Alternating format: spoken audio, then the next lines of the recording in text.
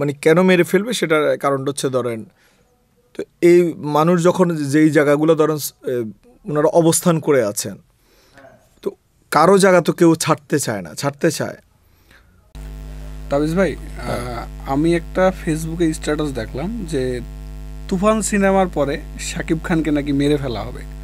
আসলে এইটা আপনি কেন দিছেন? আমি মূলত এইটা যেটা বুঝাইতে চেয়েছি, সাকিব ভাইকে মানে বি কেয়ারফুল হওয়ার জন্য।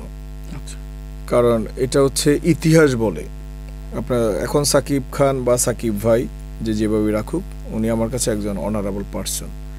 উনি এখন বাংলাদেশটাকে সিনেমার মাধ্যমে এই বিশ্বের দরবার এখন তুলে আনছেন।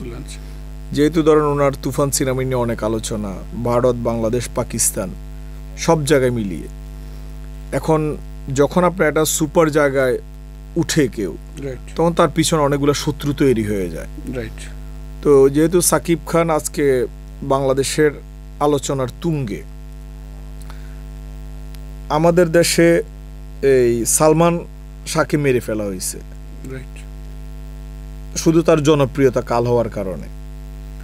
বঙ্গবন্ধুকে মেরে ফেলা হয়েছে, ওনার জনপ্রিয়তা ওনার জন্য কাল হয়ে গেছে। সাকিব খানকেও ধরেন তুফান সিনেমার যখন রিলিজ হবে, কারণ উনি তখন ইন্টারন্যাশনাল পর্যায়ে উনি চলে যাবে। তো এই জায়গাগুলায় উনি যখন কাজ করতে গেছেন, অনেকের শিডিউল উনি দিতে পারেন নাই বা দিচ্ছেন না, ওনার একটা শত্রু অলরেডি তৈরি হয়ে গেছে।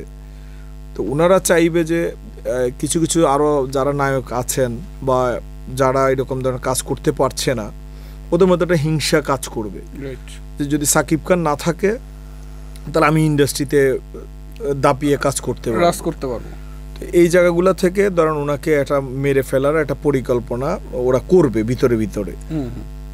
এটা সত্যতা স্বরূপ আমি আপনাকে বলি, যেমন কিছুদিন আগে আপনার ফেসবুক আপনারা দেখবেন, ব্যারিস্টার সুমনের ওই যে গাড়ির উপর হামলা করছে, ওনাকে মেরে ফেলতে চাইছে।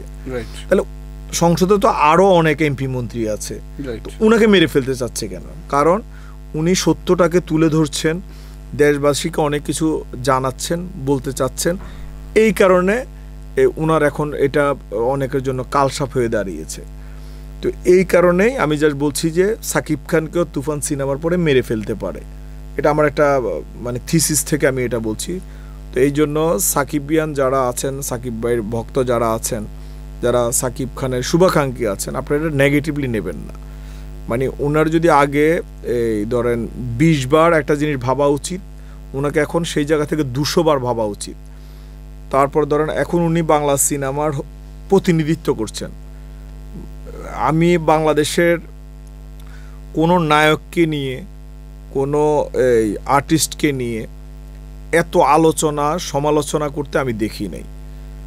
আর এই তুফান সিনেমার রায়হান রাফি ভাই যে ভিন্ন আঙ্গিকে সাকিব ভাইকে প্রেজেন্টেশন করছেন, এটা টোটালি ধরেন সারা এশিয়ার মধ্যে এটা নাড়া দিয়ে উঠেছে, এটা আমার দেখা। তো সেই জায়গা থেকে আমি সাকিব ভাইয়ের এই উত্তরোত্তর খুব এই সাফল্য কামনা করছি। আর দ্বিতীয়ত হচ্ছে উনি বেঁচে থাকুক, সুন্দরভাবে ভালো থাকুক। উনি যে কোনো জায়গায় মুভ করার আগে যেন ওনার টোটালি নিজস্ব একটা বাহিনী থাকে, এটা সরকারিভাবে যেন ওনাকে প্রটোকল দেওয়া হয়। আমি এটা গভর্নমেন্টের কাছে চাইব যে সাকিব ভাই যেখানে মুভ করবে অন্তত ওনাকে একটা যেন প্রটোকল দেয়। কারণ আবেগ দিয়ে পৃথিবী চালিয়ে কোনো লাভ নেই। সাকিব ভাই যেমন সালমান শাহ মরার পরে মান্না ভাই কিছুদিন রাজত্ব করেছিলেন, কিন্তু এইরকম রাজত্ব উনি করতে পারেন নাই। আবার সাকিব ভাই যেরকম ট্রেন্ডিংটা আবার দাঁড় করেছেন বাংলা সিনেমাকে, আবার মানুষকে আবার হলমুখী করছেন। এই জায়গা থেকে আমি বলছি যে অন্তত ওনাকে যেন সেভ করে মানুষ। এই জন্য আমি টোটালি মেসেজটা দেওয়া। পরে এটা অনেকে নেগেটিভলি এটা নিচ্ছেন, এই জন্য আমি পরে এটা আবার ডিলিট করে ফেলছি। তো এটা পজিটিভলি যেন সবাই এটাকে নেয়, এটাকে দেখে, এই জায়গা থেকে আমার এই কথাটা বলা। বুঝতে পারছি। আসলে এদেশের মানে ভালো কাজ যারাই করে তাদেরই শত্রু বেশি হয়ে যায়, এটা আলটিমেটলি এটা হয়ে যায়।